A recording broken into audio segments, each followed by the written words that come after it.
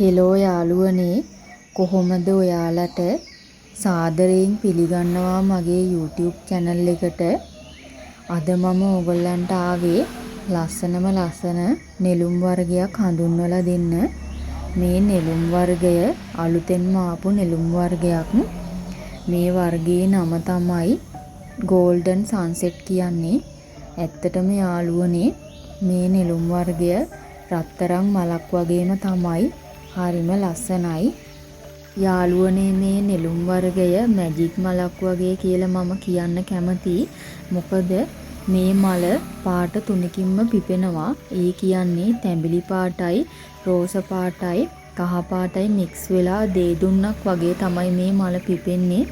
අනිත් නෙළුම් වර්ග මානෙල් වර්ග වලින් වෙන වෙලා පේන අලුත්ම නෙළුම් වර්ගයක් තමයි මේක. තාම මේක ආපු අලුත වගේ තමයි මේ වර්ගය. ඒ වගේම තමයි හරිම ලස්සනයි, සුවඳයි, මල හරිම මෘදුයි, සියුම් පෙත්තක් තමයි තියෙන්නේ. මලේ පෙති ගොඩක් තියෙනවා.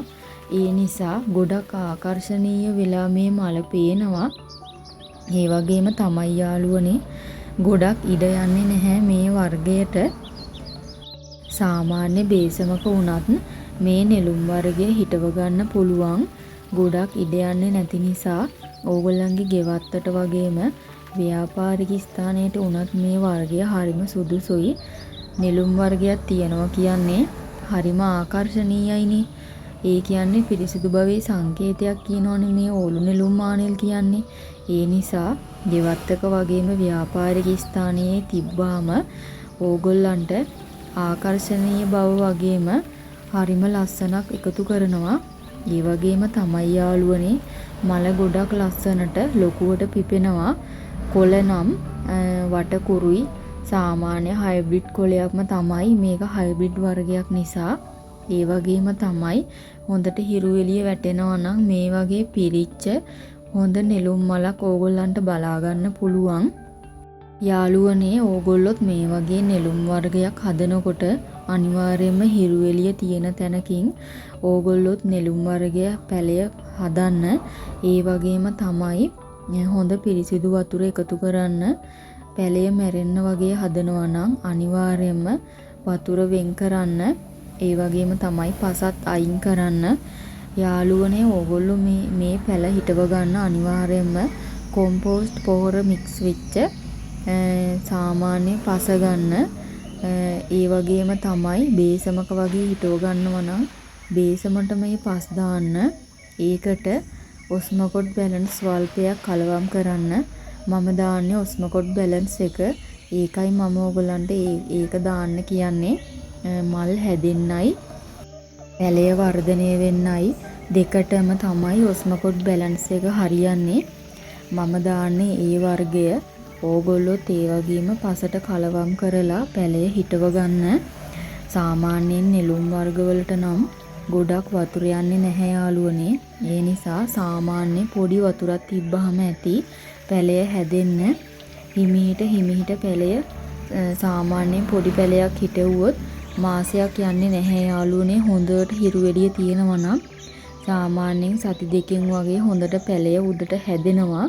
ඊට පස්සේ මල් එන්න පටන් ගන්නවා. ඕගොල්ලොත් ඒ වගේ හදලා බලන්න. ඕගොල්ලන්ටත් මේ වගේ ලස්සන මල් ලබා ගන්න පුළුවන් වෙයි. ඒ වගේම තමයි යාළුවනේ ඕගොල්ලොත් හොඳට හිරු එළිය තියෙන තැනක මම කලින් කිව්වා වගේම පොට් එක තියාගන්න. එහෙම තිබ්බොත් මේ වගේ මලක් ඕගොල්ලන්ට ගන්න පුළුවන්. ඒ වගේම තමයි යාළුවනේ ඕගොල්ලන්ට අපි මේවැ මල් ගන්න හැටි කියලා දෙන්නේ. සාමාන්‍යයෙන් අපි මලක් මෙහෙම පැලයක් මෙහෙම හිටවලා මලක් එනකොට ලොකු තෘප්තියක් ලැබෙනවා. මානසික නිදහසක් ලැබෙනවා. ඕගොල්ලොත් මේ වගේ මලක් අරගෙන හිටවල බලන්න කොච්චර ලස්සනට මේ වගේ මල් පිපෙනවද කියලා. ඒ වගේම තමයි මේ මල් හරීම සුවඳයි. ඕලු නෙළුම් මානෙල් කියන්නේ හරිම සුවඳ වර්ග. මේ මලත් හරිම සුවඳයි. මල පිපෙනකොට ඈතට ලොකු සුවඳක් විහිදවනවා.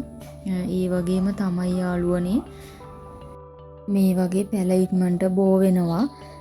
ගොඩ දෙනෙක් කියනවා බෝ වෙන්නේ නැහැ කියලා. නමුත් ඉක්මනට මේ වගේත් පැලබෝ වෙනවා. සාමාන්‍යයෙන් මේවා දිගටම ටියුබ් එකක් වගේ මුලක් වගේ ඇදිලා පස යටට තමයි යන්නේ. අපි ඒ වගේ දල්ලක් වගේ තියෙන පැත්තකින් මුල් 3ක් තියෙන දිග දණ්ඩක් වෙනම කඩලා ගත්තොත් ඒක සාමාන්‍යයෙන් මිරිස් පැලයක් පැල කරනවා වගේ පස උඩින් නිකන් තියලා චුට්ටක් පස් වැහුවොත් පැලේ බෝ වෙනවා. පැල් වෙන් කරගන්නේ එහෙමයි යාළුවනේ. ඕගොල්ලොත් ඒ විදිහට කරලා බලන්න. අනිවාර්යයෙන්ම පැල බෝ වෙනවා. ඕගොල්ලන්ට මේ පැල බෝ කරන විදිහ ගැන මොකක් හරි දෙයක් දැනගන්න තියෙනවා නම් අපිට මැසේජ් එකක් දාලා තියන්න. අපි ඕගොල්ලන්ට ඒක කියලා දෙන්නම්. ඕලු නෙළුම් මානෙල් සම්බන්ධයෙන් තියෙන ඕනම ප්‍රශ්නයක් ගැටලුවක් ඕගොල්ලන්ට අපිට යටින් කමෙන්ට් එකක් දාලා තියන්න. අපි ඕගොල්ලන්ට විසඳුම් ගෙනල්ලා දෙන්නම්. ඒ වගේම තමයි යාළුවනේ අපි ඕගොල්ලන්ට ලස්සන මානෙල් වර්ග ඉස්සරහට අරගෙන එන්නම්. තවත් අපේ මේ වීඩියෝ එක හොඳයි නම් ලයික් එකක් දාන්න අමතක කරන්න එපා. අපේ YouTube channel එක subscribe කරලා දිගටම රැඳී සිටින්න. එහෙම වුණොත් මේ වගේ ලස්සන මල් වර්ග ඕගොල්ලන්ට බලා ගන්න පුළුවන්, හඳුන්වා ගන්න පුළුවන්. දිගටම රැඳී සිටින්න. ඕගොල්ලන්ට ගොඩක්ම ස්තුතියි.